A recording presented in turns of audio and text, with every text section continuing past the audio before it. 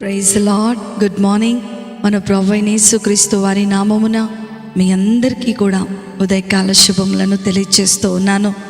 నా ప్రియమైన దేవుని బిడ్డలారా, యేసుతో అనుదిన ఆత్మీయ ప్రయాణం నాతో పాటు అనుదినము కూడా కొనసాగిస్తూ ఈ వాక్యము ద్వారా బలపరచబడుతున్నటువంటి నా సహోదర సహోదరులందరికీ కూడా ప్రభు పేరట ప్రత్యేకమైన శుభములను తెలియజేస్తూ ఉన్నాను.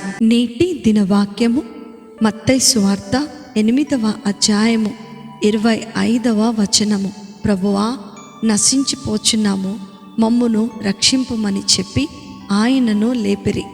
నా ప్రియమైన దేవుని బిడ్డలారా, యేసు ప్రభువారు తన శిష్యులతో కలిసి దోణిలో ప్రయాణం చేస్తున్నప్పుడు పెద్ద తుఫాను సంభవిస్తుంది. ప్రభు మాత్రం ఆ దోణిలో నిద్రపోతూ ఉంటారు. ప్రాణ భయముతో భీతిలిన శిష్యులు తమను రక్షించమని చేసినటువంటి ప్రార్థన ఈరోజు ఈ వాక్య భాగంలో మనకు తెలియపరచబడుతూ ఉంది. దోణిలో ప్రభు ఉన్నప్పటికీ తుఫాను సంభవించింది. నేటి దినములలో గనక మనం చూసినట్లయితే, ప్రభువుని అంగీకరిస్తే నీ జీవితం అంతా పూలబాటే, నీ రోగాలు పోతాయి, ఆర్థిక సమస్యలు తీరిపోతాయి అంటూ బోధించే బోధకులు కోకొల్లలుగా ఉన్నారు. కానీ ఒక్క విషయాన్ని గనక మనం గమనించినట్లయితే, ప్రభులో నీ ఉన్నప్పటికీ శోధనలు నిన్ను వెంటాడుతూనే ఉంటాయి. నిజానికి చెప్పాలంటే లోకంలో ఉన్న వారందరికంటే ప్రభులో ఉన్న వారికే శోధనలు ఎక్కువ. కానీ ప్రభుతో ఉన్నప్పుడు శోధనలో సహితము ఆదరణ, ఆనందము దాచబడి ఉంటుంది అని దేవుని యొక్క లేఖనాలు తెలియపరుస్తూ ఉన్నాయి.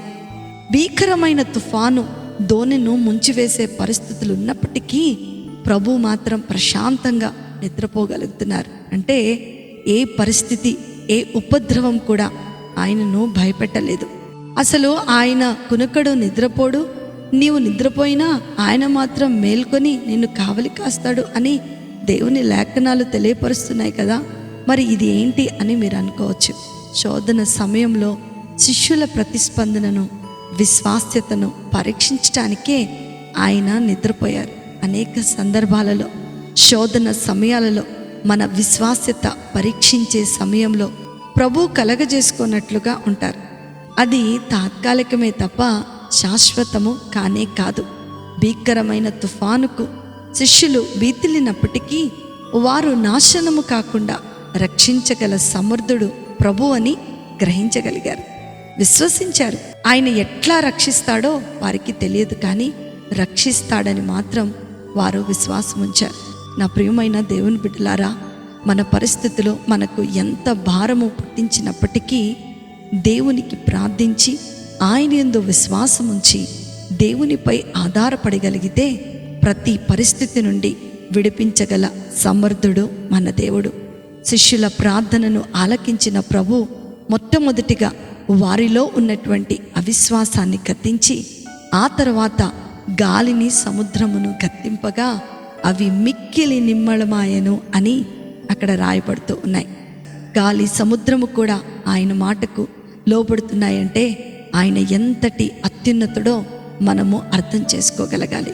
నా ప్రియమైన దేవుని బిడ్డలారా, వారి దోణిలో యేసు ప్రభువారు ఉన్నారు కాబట్టే వారు రక్షించబడ్డారు. పేతురు జీవితాన్ని గనక మనం చూస్తే రాత్రంతా కష్టపడినప్పటికీ ఫలితము శూన్యంగా ఉంది.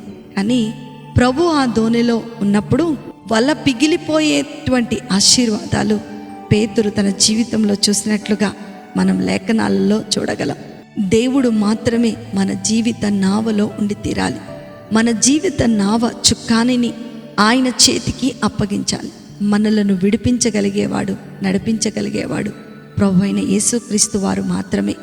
ప్రియ విశ్వాసి, ప్రభు ఎట్టివాడో మనం అర్థం చేసుకొని ఆయనను విశ్వాసముంచి ప్రార్థించగలిగితే మన జీవితంలో చెలరేగే ఎట్లాంటి తుఫానులనైనా, ఎంతవంటి భయంకరమైన శోధనలైనా దేవుడు తప్పించి ఆయన మనలను రక్షించగల సమర్థుడు. కనుకనే దేవుని యందు విశ్వాసం ఉంచుదాం, ప్రార్థనాపూర్వకంగా మనం ప్రయాణం సాగిద్దాం. అట్టి కృప, ధన్యత, ఆశీర్వాదము వాక్యం వింటున్న దేవుని పిల్లలైన మీ అందరికీ అనుగ్రహించబడునుగాక. ఆమేన్. ప్రార్థన చేసుకుందామా? మమ్మలను మిక్కిలిగా ప్రేమించిన మా ప్రియ పరలోకపు తండ్రి, మీ ఘనమైన, ఉన్నతమైన, శ్రేష్టమైన నామమును బట్టి మీకు వందనాలు. ఈరోజు మాతో మాట్లాడినటువంటి మాటలను బట్టి మీకు వందనాలు. అనేక మంది జీవితాలలో శోధనలనే తుఫాను, అవమానాలనే తుఫాను, భయంకరమైన ఇరుకు ఇబ్బందులనేటువంటి తుఫాను, ఆర్థిక సమస్యలనేటువంటి తుఫానులు, రోగములనేటువంటి తుఫానులు చెలరేగుతూ ఉండగా మీరు మా జీవితంలో రేగుతున్న ప్రతి తుఫానును అణిచి మమ్ములను ఆశీర్వదించే గొప్ప దేవుడని ఈ మాటల ద్వారా మమ్ములను బలపరుస్తున్నందుకే నీకు వందనాలు. ఇట్టి పరిస్థితిలో ఎందరైతే వేదనలో బాధల్లో ఉన్నారో వారికి విడుదలను, సంపూర్ణమైన కృపను అనుగ్రహించండి. విన్న వాక్యము ప్రతి ఒక్కరి జీవితాలలో ఆశీర్వాదమును, క్షేమమును, నెమ్మదిని కలిగించినట్లుగా మీరు సహాయమును అనుగ్రహించమని నజరేయుడైన యేసుక్రీస్తును శక్తి కలిగిన నామములో అతి వినయముతో అడిగి వేడుకొంచున్నాను తండ్రి. Amen, amen, amen. ప్రభు మిమ్ములను, మీ కుటుంబాలను దీవించునుగాక. ప్రేమతో మీ సహోదరి శిల్ప జోసఫ్.